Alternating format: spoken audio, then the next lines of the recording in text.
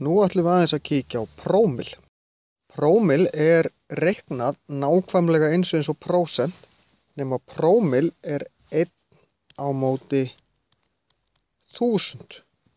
Þannig í staðinn fyrir að segja alltaf deilt með 100 sinnum prósentustigin eins og við getum gert í prósentum, að þá gerum við deilt með 1000. Þannig að finna 3 prómil þá ger ég deilt með 1000 sinnum 3. Tugabrotið, ef ég ætla að fara út í það, er þá 0,003 en ekki 0,03 eins og í prósentum. Út úr þessu fæ ég 12. 5 af 30.000 mörg prómil, þá ger ég hluti deilt með heild. 5 deilt með 30.000 sem ég fæ 0,005.